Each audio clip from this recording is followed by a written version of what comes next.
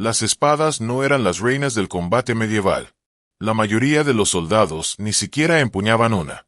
Las armas que realmente decidían las batallas eran más baratas, más feas y mucho más brutales que cualquier cosa que Hollywood muestre.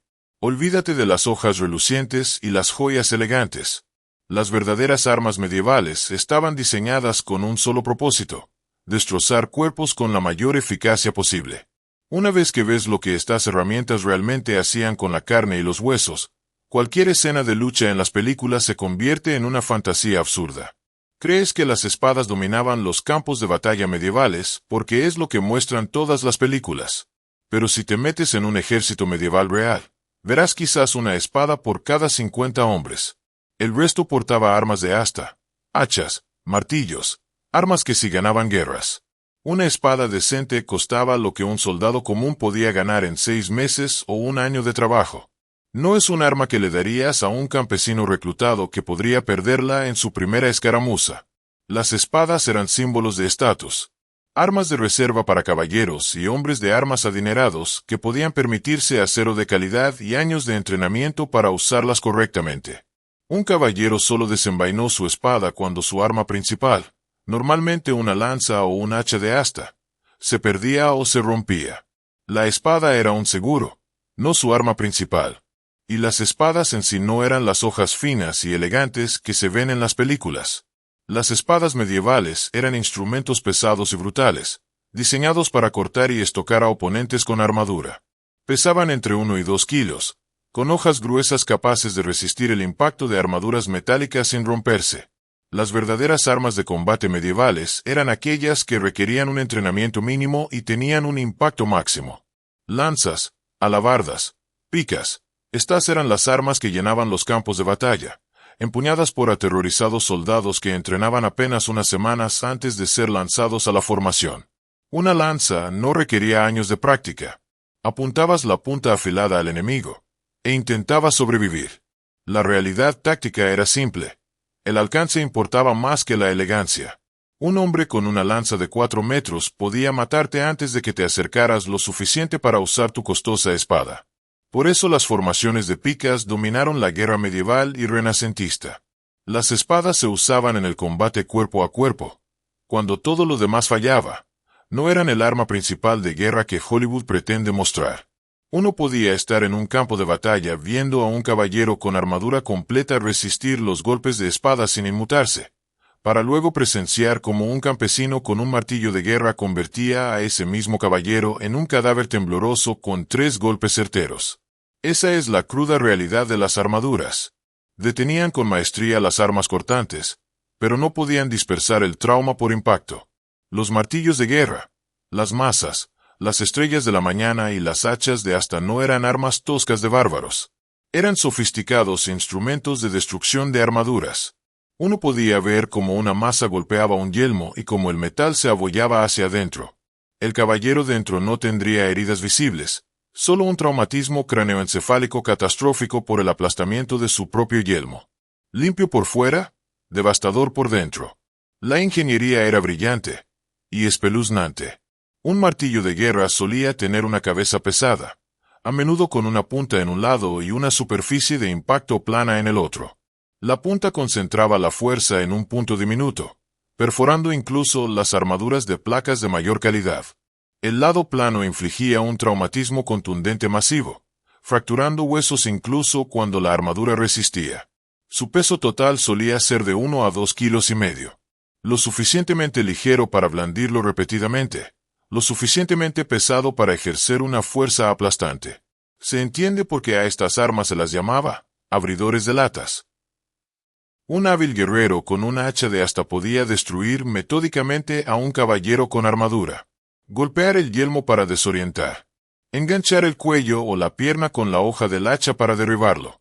Rematar con la punta del martillo a través de una abertura en la armadura. Eficiente. Brutal. Efectivo. Las estrellas de la mañana añadían otro elemento. La bola con púas permitía que cada golpe perforara la armadura, infligiendo además un traumatismo contundente. Se podía ver cómo una impacta en el brazo de un caballero y cómo las púas atravesaban la cota de malla bajo las aberturas de las placas, mientras el impacto fracturara el hueso subyacente. La víctima soltaba su arma, con el brazo inútil, y entonces comenzaba la verdadera matanza. El impacto psicológico era peor que el de las espadas. Se podía prever una espada, quizás parar o esquivar, pero un golpe de masa en el yelmo, el mundo se convertía en una luz blanca y un zumbido ensordecedor. Puede que ni siquiera veas venir el segundo golpe antes de estar en el suelo, ahogándote en tu propia sangre por una hemorragia interna. Hollywood ignora las armas de asta porque no se ven bien. Pero en un campo de batalla real, las verías por todas partes, empuñadas por todo el mundo, desde campesinos reclutados hasta caballeros de élite. Porque las armas de asta resolvieron el problema fundamental del combate medieval, como matar a hombres con armadura desde una distancia segura. La variedad era asombrosa. Lanzas, las más simples y antiguas. Alabardas, herramientas agrícolas convertidas en armas, con ganchos para derribar a la caballería de sus caballos. Alabardas que combinaban hoja de hacha, punta y gancho en un arma devastadoramente versátil. Gujas, partisanos, valles, cada una con propósitos tácticos específicos. Necesitarías un manual solo para identificarlas todas. Pero su genialidad era universal. Alcanzar más palanca es igual a fuerza letal. Un arma de hasta de 3 metros te daba una enorme ventaja mecánica. Podrías generar una potencia tremenda con relativamente poca fuerza. Un campesino con una alabarda podía enganchar la pierna de un caballero y derribarlo de su caballo. Una vez derribado, ese mismo campesino podía usar la punta para perforar las armaduras. No se requerían años de entrenamiento, solo técnica básica e instinto de supervivencia. El dominio táctico de las armas de asta explica por qué las formaciones de picas se convirtieron en estándar en toda Europa. Los piqueros suizos eran legendarios, no por ser sobrehumanos, sino porque comprendía una verdad simple. Un bosque de picas de 5,5 metros era prácticamente impenetrable. La caballería cargaba y se empalaba.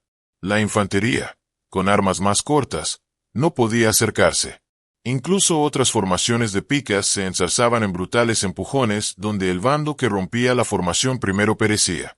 Uno se paraba en un cuadrado de picas y sentía el peso del arma, entre 7 y 9 kilos de madera y acero, 5,5 metros de largo. Tu trabajo no era un heroísmo individual. Era mantener la pica apuntando hacia afuera, mantener la formación y confiar en que los hombres a tu lado harían lo mismo. Si se rompía la formación, todo el cuadrado se derrumbaba. Si se mantenía, uno era casi invencible. La versatilidad hacía que las armas de asta fueran insustituibles. Una alabarda podía enganchar a un jinete, cortar armaduras, estocar como una lanza o golpear como un bastón. Se veía a soldados experimentados cambiando de técnica en pleno combate, usando distintas partes del arma para diferentes objetivos. Esa adaptabilidad significaba que una sola arma podía desenvolverse en múltiples escenarios de combate. Cargas de caballería, infantería con armadura, oponentes sin armadura. Intenta hacer eso con una espada. Estarías a 200 metros de las líneas enemigas y la oirías antes de verla. Un silbido como el viento entre la hierba, pero algo extraño. Entonces el cielo se oscurecerá. No es una exageración de película. Una descarga real de unos cientos de arqueros podía lanzar miles de flechas al aire simultáneamente.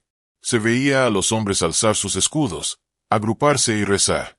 La punta de Vodkin, una punta de flecha estrecha y perforante, podía atravesar la cota de malla a corta distancia.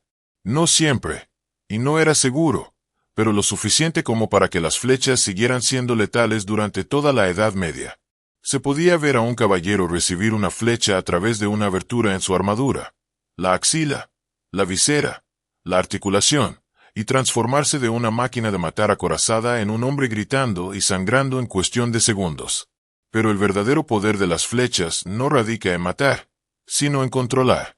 Las descargas obligaban a los enemigos a alzar sus escudos, ralentizando su avance. Los obligaban a agruparse, convirtiéndose en blancos más fáciles. Obligaban a la caballería a acercarse con cautela en lugar de cargar. Se podía ver cómo el ímpetu de todo un ejército se desvanecía bajo un fuego sostenido de flechas, no porque todos fueran alcanzados, sino porque nadie quería ser la siguiente baja. Los arcos largos requerían años de entrenamiento y una fuerza descomunal. Eran comunes las potencias de 45 a 70 kilos. Los arqueros ingleses se entrenaban desde la infancia, desarrollando deformidades óseas por el estrés repetitivo. Se veían hombres capaces de disparar de 10 a 12 flechas por minuto, cada una con la potencia suficiente para matar a 200 metros. Esa cadencia de fuego convertía a los arqueros individuales en armas de control de área. Las ballestas solucionaron el problema del entrenamiento. Un campesino podía aprender a usar una ballesta en un día. La ventaja mecánica permitía que incluso soldados relativamente débiles generen una fuerza letal. La fuerza de tracción podía superar los 227 kilos en las ballestas militares, gracias a mecanismos como tornos o palancas de pata de cabra. Los virotes eran más cortos y pesados que las flechas, con una increíble capacidad de penetración a corta distancia. La Iglesia intentó prohibir las ballestas en 1139, tachándolas de odiosas para Dios, demasiado efectivas, demasiado mortíferas, con demasiada probabilidad de matar a caballeros y nobles, quienes se suponía debían estar protegidos por costosas armaduras. La prohibición fracasó por completo, porque, en definitiva, un arma que permitía a los soldados comunes matar a nobles con armadura era demasiado valiosa como para abandonarla por cuestiones morales. Hollywood muestra muertes limpias, muertes rápidas, cuerpos que caen dramáticamente y quedan inmóviles. Pero si uno se parara en un campo de batalla real, vería lo que las armas medievales realmente hacían con la carne y los huesos, y porque los supervivientes a menudo eran más horribles que los muertos. Un corte de espada en la cabeza con una hoja afilada podía partir el cráneo. Se veían hombres caminando con trozos de cráneo arrancados, el cerebro al descubierto, milagrosamente vivos y conscientes durante minutos, a veces horas. La capacidad del cuerpo humano para sobrevivir a traumas catastróficos era a la vez milagrosa y espantosa. Las heridas de flecha eran insidiosas. La punta de una flecha, al entrar en el cuerpo, hacía un pequeño agujero, pero las púas hacían que al extraerla se abriera una herida mucho mayor.